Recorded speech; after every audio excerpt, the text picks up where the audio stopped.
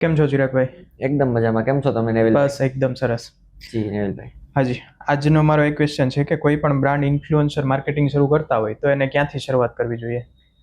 Very good question.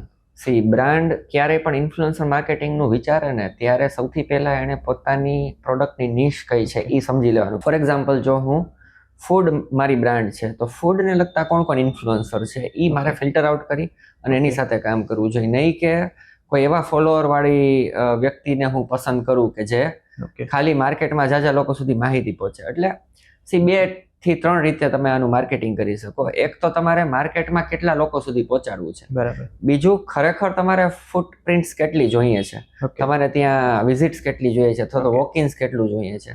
આ બધું વિચારી અને પછી નક્કી કરવાનું. હું એવું સજેસ્ટ કરીશ કે એમણે બીજું કાંઈ નથી કરવાનું. ક્રિએટર ક્લબમાં જવાનું છે. ક્રિએટર ક્લબમાં ફૂડનું ફિલ્ટર, ફોર એક્ઝામ્પલ ફૂડનું એક્ઝામ્પલ મેં લીધું, ફૂડનું ફિલ્ટર મારવાનું અને એનું એ પ્રમાણેના એને જોઈ લેવાના કે ભાઈ ફૂડમાં કોણ કોણ લોકો અવેલેબલ છે. સિમ્પલી એનું બજેટ રેન્જ જોઈ અને એને સીધું ત્યાંથી ઓર્ડર નાખી દેવાનો, એટલે એનું કામ સ્ટાર્ટ થઈ જશે. અને કોઈ નવું ચાલુ કરે છે ને તો હું એવું સજેસ્ટ કરીશ કે એટલીસ્ટ 25-30 લોકો સાથે એકી સાથે કામ કરો. બરાબર. ફોર એક્ઝામ્પલ, એને 1 તારીખે નક્કી કર્યું ભાઈ 1 તારીખથી મારે માર્કેટિંગ ચાલુ કરવું છે, તો 1 થી 7 દિવસમાં છે ને 25-30 લોકો સાથે ઇન્ફ્લુએન્સર ને જોડીને કામ કરી શકે ને એવું એને કરવું જોઈએ. એવું મારું સજેશન છે. પરફેક્ટ. શું નાના બિઝનેસ ઇન્ફ્લુએન્સર માર્કેટિંગથી લાભ મેળવી શકે છે? જેમ કે બહુ નેનો બિઝનેસ સ્ટાર્ટ કરેલો હોય તો એને આનાથી લાભ મળે છે કે માઇક્રો? 100% નાના ઇન્ફ્લુએન્સર્સથી લાભ મળે જ છે. જેમ કે ફોર એક્ઝામ્પલ તમે મિનિમમ 100-150-200 જણાને તો ઓળખતા જશો કે જે તમારા પર્સનલ ટચમાં હોય, રાઈટ? તો તમે કોઈ વસ્તુ મૂકશો તો એટલીસ્ટ તમારી ઈ ઓરાને ખબર પડી ગઈ. હવે આવા નાના ઇન્ફ્લુએન્સર એવા હું 10 અલગ કેટેગરીના ઇન્ફ્લુએન્સરને પકડી અને કામ કરું હું, તો ઓબ્વિયસલી મારી જે રીચ છે ને ઈ મલ્ટી ડાયમેન્શનમાં પહોંચવાની છે. અને જો કન્ટેન્ટ એમાં જો કંઈ સારું કન્ટેન્ટ બનાવ્યું, કંઈ ઇન્સ્પિરેશનલ કન્ટેન્ટ બનાવ્યું તો એ તો બહુ જાજા લોકો એને શેર કરશે.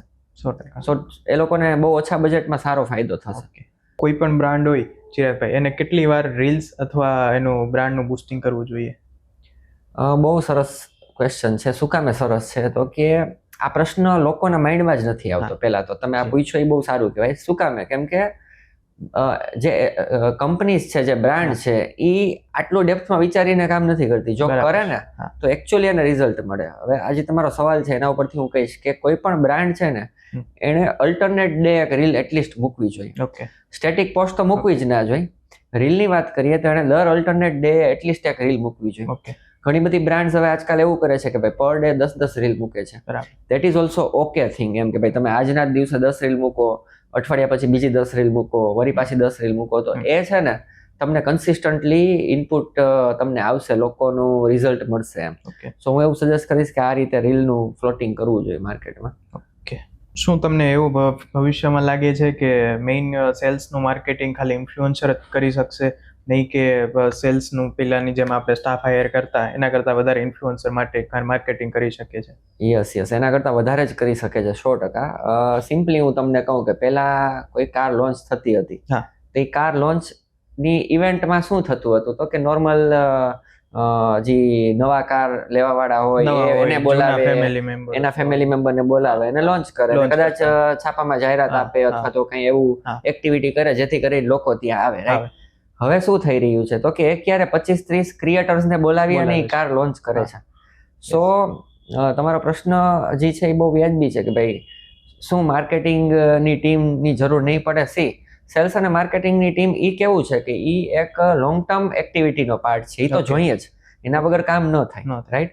પણ એમાં એક મોટો ભાગ છે એ ઇન્ફ્લુએન્સર અને ક્રિએટર માર્કેટિંગનો થઈ ગયો છે અને એ રહેશે જ હજી તો.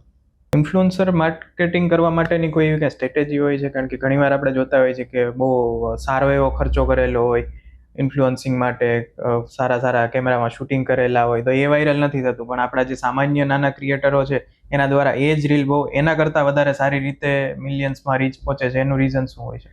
એનું રીઝન છે કન્ટેન્ટ. તમે કન્ટેન્ટ કેવી રીતે બનાવ્યો છે, એ કઈ ઓડિયન્સને ટાર્ગેટ કરીને બનાવ્યું છે, એમાં હુક શું રાખ્યું છે અને વેલ્યુ એડિશન શું કરો છો કોકની લાઈફમાં. કોઈ રીલ જોવા વાળો વ્યક્તિ છે એ શું કામે ઊભો રહે તો કે તમે એની લાઈફમાં કંઈક વેલ્યુ એડિશન કરો છો એવું એને ફીલ થાય, રાઈટ? તો રીલ ખાલી બનાવી નાખવી એનાથી તમારું સોલ્યુશન નથી થતું. એ રીલમાં તમે સ્ટોરી શું આપો છો? ઇન્સ્ટાગ્રામ ખુદ સ્ટોરીઝને પ્રમોટ કરે છે. ભાઈ તમારી જે રીલ્સ તમે બનાવો છો એમાં કંઈક સ્ટોરી ટેલિંગ હોવું જોઈએ. તો એ તમે કેવું કરો છો એના ઉપરથી એ આખું નક્કી થતું હોય છે. ધુરંધર છે ફોર એક્ઝામ્પલ, તો શું પહેલા આના જેવી કોઈ મૂવી આવતી નહોતી, પણ એણે જે સબ્જેક્ટને કેટર કર્યો છે, એણે જે લોકોના માઇન્ડસેટને હિટ કર્યું છે, એના કારણે એ વસ્તુ એટલી વાયરલ થઈ છે અને લોકો દરેક વસ્તુ એની ફોલો કરે છે કે શેર કરે છે કે ભાઈ એના મીમ્સ પણ ઘણા બધા બનવા માંડ્યા છે, રાઈટ? તો લોકોને તમે શું વેલ્યુ એડિશન કરો છો અથવા તો શું એ લોકોને એટ્રેક્શન પ્રોવાઈડ કરો છો જેથી કરીને શેરેબલ કન્ટેન્ટ બને છે?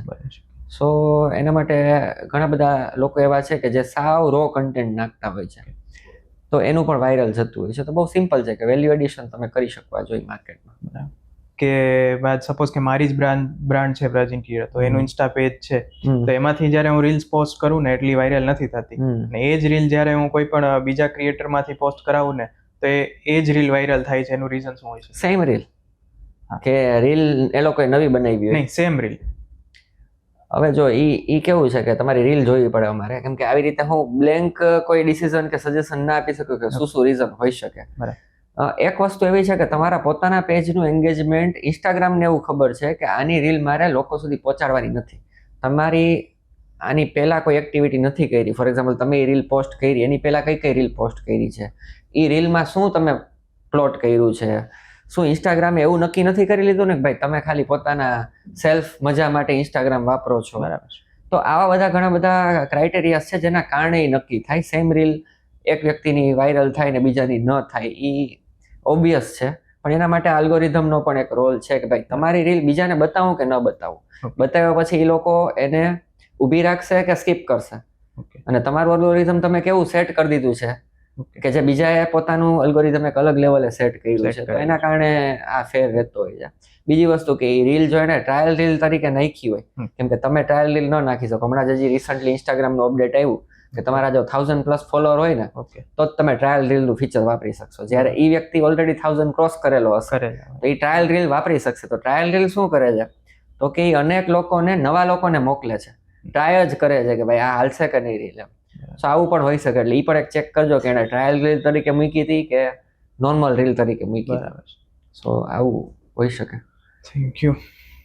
Okay, thank you નેવિલભાઈ.